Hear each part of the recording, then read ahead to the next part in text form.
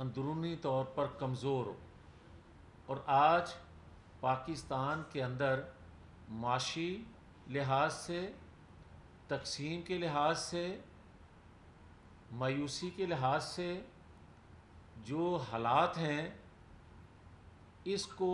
دشمن بہتر جانتے ہوئے پاکستان پر وار کر رہا ہے۔ مگر میری گزارش ہوگی کہ جب تک آپ پاکستان میں ہونے والی ناانصافیاں، پاکستان کے اندر ہونے والی مہنگائی، پاکستان کی ڈوبتی معیشت، پاکستان کے اندر جو اخلاقی قدریں، پاکستان کے اندر بے روزگاری، پاکستان تنہائی کا شکار، یہ جو چیلنجز ہیں اور جس سے قوم مایوس ہو کر گو مگو کی کیفیت میں ہے،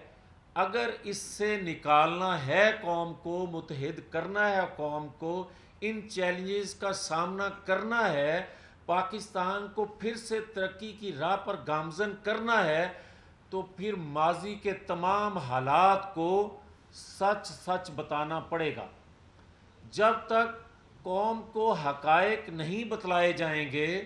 کہ ملک ان حالات کو کیسے پہنچا، اس وقت تک پاکستانی قوم کی مایوسی دور نہیں ہو سکتی،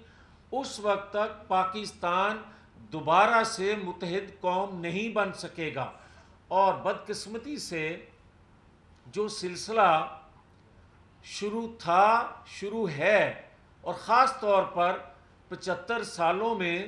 جو کچھ پاکستان کے اندر تجربے کیے گئے، میں بہت اگر 75 سالوں کا رونا نہ بھی روں تو میں ماضی قریب کی اگر بات کر لوں، جو کہ آج نوجوان نسل کو علم ہے کہ 2017 میں کیا ہوا۔ 2017 میں اگر کوئی یہ سمجھتا ہے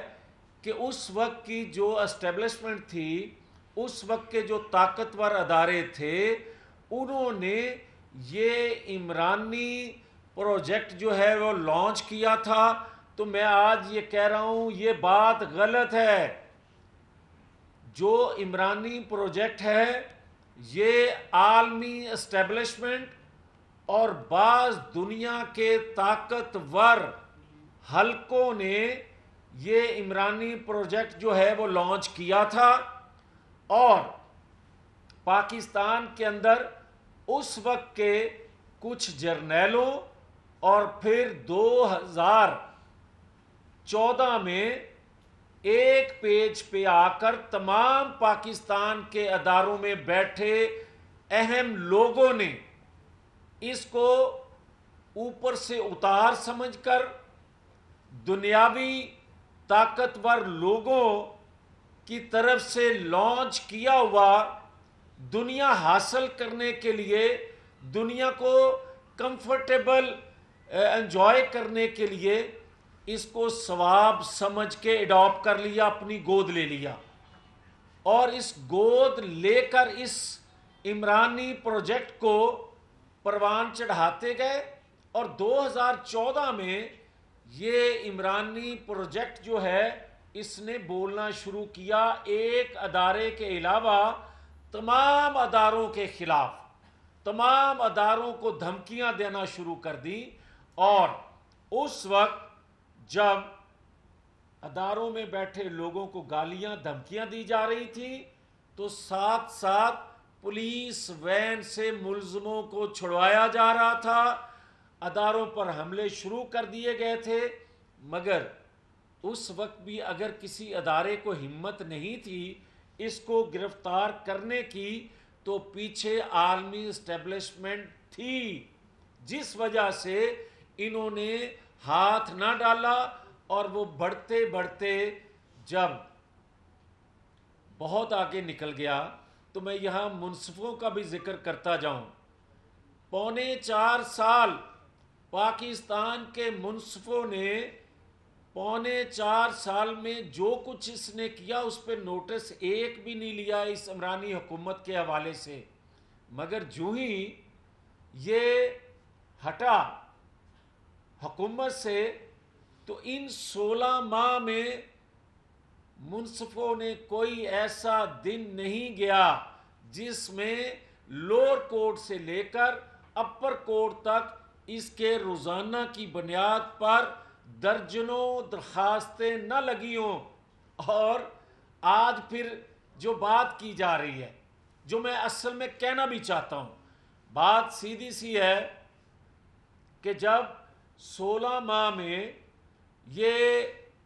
پرورش لینے والوں کو میر جعفر صادق کہتا تھا، دھمکیاں دیتا تھا، تو اس وقت بھی اگر ہاتھ نہ ڈالا جا سکا کہ زمان پارک میں تربیت یافتہ سرحد پار سے زمان پارک کے اندر اور باہر عام لوگوں کے روپ میں جو لوگ بیٹھے تھے، کیا انٹیلیجنس اداروں کو علم نہیں تھا؟ علم تھا، مگر گرفتار نہیں کر سکتے تھے. اس لیے نہیں کہ ریاستی ادارے کمزور تھے، اس لیے کہ ریاستی اداروں پر دباؤ تھا. اور پھر 9-10 مئی کو جو کچھ ہوا، لوگ کہتے ہیں پچھلی 16 ماہ کی حکومت میں اس وقت کے پرائم منسٹر نے 2 دفعہ کہا، اور آج نگران وزیر اعظم بھی یہ بات کہہ رہے ہیں کہ ایک ادارے کے چیف پر اس دن حملہ کرنے کی سازش تھی. میں یہ کہتا ہوں یہ بات پوری مکمل ٹھیک نہیں ہے، اس لیے کہ عالمی قوتوں کا جو مرکز فوکس تھا وہ اس طاقتور ادارے کو اس کے ذریعے تقسیم کر کے لاکھوں لوگ باہر نکالنا جو اس کا دعویٰ تھا، اور اس آڑ میں اس ادارے کو آمنے سامنے کرنا تھا، تقسیم کر کے خون ریزی کرنا مقصود تھا، تاکہ پاکستان کی اینٹ سے اینٹ بجا دی جائے، اور جو وہ قوتیں جو پاکستان کے دفاع کو ناقابل تسخیر بنانے کے جرم میں نواز شریف سے ناراض تھیں، وہ خوش ہو سکتی. اور جو لوگ یہ کہتے ہیں کہ جناب نواز شریف نے پاکستان میں امن قائم کیا، نواز شریف نے پاکستان کو سی پیک دیا، تو عالمی قوتیں، کچھ قوتیں، بعض قوتیں اور عالمی اسٹیبلشمنٹ نواز شریف سے ناراض ہے. یہ بات درست ہے، مگر ہمارے پالیسی سازوں کو یہ علم ہونا چاہیے اور فیصلہ کرتے وقت یہ ذہن نشین ہونی چاہیے باتیں کہ اگر دفاع کو ناقابل تسخیر بنانے پہ بعض قوتیں ناراض ہیں تو پاکستان دوست ممالک خوش بھی ہیں پہ. دنیا کے دوست ممالک جو پاکستان کے ہیں جو اعتماد کر سکیں. تو میں آخر میں یہ گزارش کرنا چاہتا ہوں کہ آج بھی وقت ہے، وقت بہت محدود رہ گیا ہے. پاکستان کے اندر انتخابات کے علاوہ حل کوئی نہیں ہے، اور جو پچھلے چند دنوں سے بول رہے ہیں کہ جناب پہلے احتساب کے ادارے موجود ہیں، اور اگر کوئی مخصوص لوگوں پہ نظر ڈال کے چور دروازے سے خود کو لانے کی کوشش کر رہا ہے یا خواہش رکھتا ہے،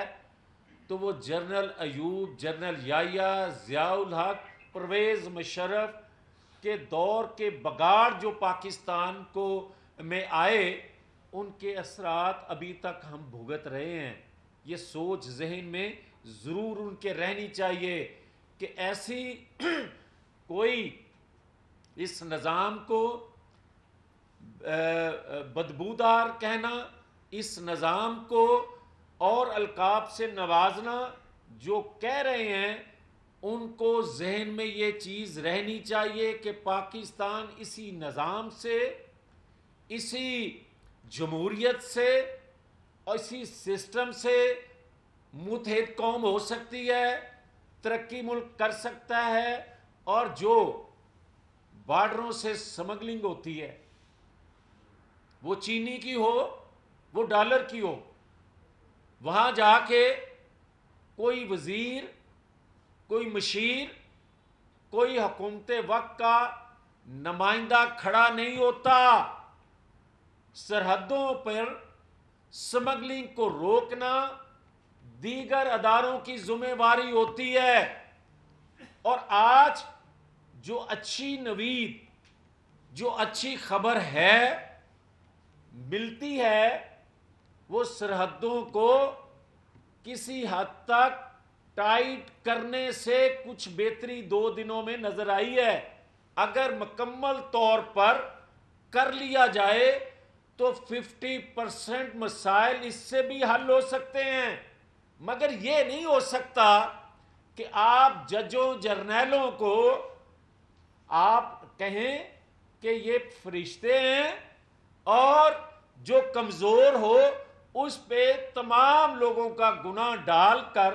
آپ کہیں کہ یہ سسٹم بدبودار ہے. یہ نہیں ہو سکتا. پاکستان پر رحم کریں، پاکستان کو چلنے دیں، اور 75 سالوں میں جو کام نہیں ہو سکا وہ استعفیٰ کر کے دیکھ لیں. وہ یہی ہے سزا جزا کا نظام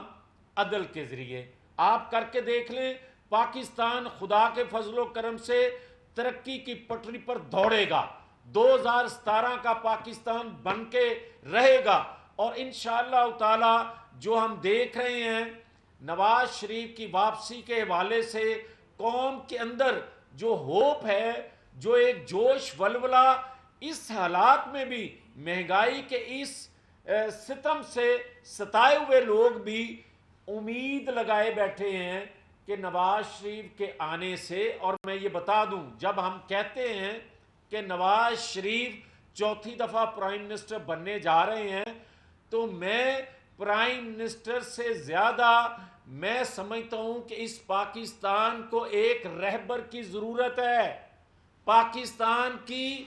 رہبری کرنے کے لیے، قوم کی رہبری کرنے کے لیے ایک تجربہ کار محب وطن جس کا ماضی حال گواہ ہو کہ وہ اس اہل ہے، تو قوم اس سے امیدیں لگائے بیٹھی ہے، جس کا نام نواز شریف ہے. اس کو پرائم منسٹر سے زیادہ پاکستانی قوم کے اس جو ایک ڈائریکشن سیدھی کرنے اور منزل کی نشاندہی کرنا، نواز شریف کے علاوہ قوم کے لیے کوئی ہوپ نہیں ہے. تو لہٰذا اس عدل کے ترازو کو کہ پلڑے کو برابر رکھ کر آگے چلنے دیا جائے، اور انتخابات وقت مقررہ پر ہونے چاہیے، منصفانہ ہونے چاہیے. 2018 کا ری پلے نہیں ہونا چاہیے. بار بار کسی کو مقبول شخص کو قبولیت کے سامنے ڈھیر نہیں کرنا چاہیے. مقبولیت کو ہی قبول کرنا چاہیے، اپنی قبولیت کو مسلط نہیں کرنا چاہیے، تاکہ یہ پاکستان آگے چل سکے. بہت شکریہ.